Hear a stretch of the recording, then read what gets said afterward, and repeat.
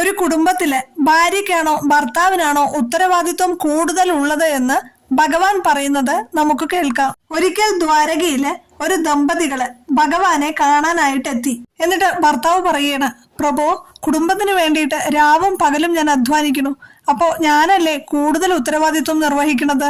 അപ്പോ ഭാര്യ ഉടനെ പറയാണ്, കൃഷ്ണ, വീട്ടിലെ ഓരോ കാര്യങ്ങൾ നോക്കണതും മക്കളെ വളർത്തുന്നതും എല്ലാവരുടെ സന്തോഷം കാത്തു സൂക്ഷിക്കുന്നതും ഞാനാണ്.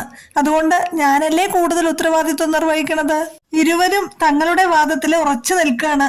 അപ്പോ ഭഗവാൻ പുഞ്ചിരിച്ചുകൊണ്ട് അവരെ കൊട്ടാരത്തിന് പുറത്തു നിന്നിരുന്ന ഒരു രഥത്തിന്റെ അടുത്തേക്ക് കൂട്ടിക്കൊണ്ടുപോയി.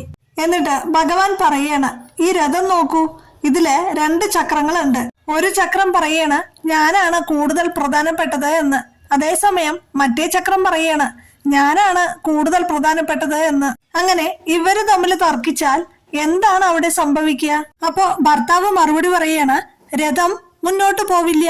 അപ്പോ ഭഗവാൻ തലകുലുക്കി പറഞ്ഞു, ശരിയാണ്. അത് മാത്രമല്ല, ഒരു ചക്രം വലുതാവുകയും മറ്റേ ചക്രം ചെറുതാവുകയും ചെയ്താലും രഥം കുലുങ്ങും. ഒരു ചക്രം നിൽക്കുകയാണെങ്കിൽ മറ്റേത് എത്ര ശക്തമാണെങ്കിലും യാത്ര അവസാനിക്കും.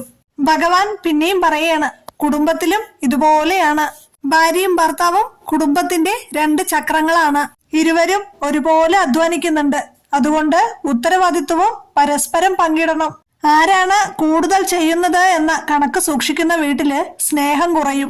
ഒരാൾക്ക് ക്ഷീണമുള്ളപ്പോ ഞാൻ സഹായിക്കാം എന്ന് അടുത്താള് പറയുന്നിടത്ത് സന്തോഷം ഉണ്ടാവും.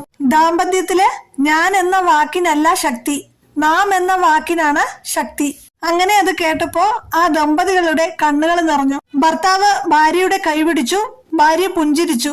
ഭഗവാൻ പറയാണ്, ഒരു ബന്ധത്തിൽ എപ്പോഴും കൂടുതൽ സ്നേഹിക്കുന്നത് ആരോ അവരാണ് കൂടുതൽ ഉത്തരവാദിത്വം ഏറ്റെടുക്കുന്നത്. ദാമ്പത്യത്തില് ഇരുവരും പരസ്പരം സ്നേഹിക്കുന്നതിനാൽ ഉത്തരവാദിത്വവും ഇരുവരുടേതാണ്. 2 ചിറകുകളും ഒരുപോലെ വീശുമ്പോഴാണ് പക്ഷിക്ക് ആകാശത്തേക്ക് ഉയർന്നു പറക്കാൻ കഴിയുന്നത്. പിന്നെയും ഒന്നുകൂടി പറയാണ് ഭഗവാൻ, ഉത്തരവാദിത്വം തൂക്കി നോക്കേണ്ട ഭാരമല്ല, പരസ്പരം നിർവഹിക്കേണ്ട ധർമ്മമാണ്. ഹരേ കൃഷ്ണ.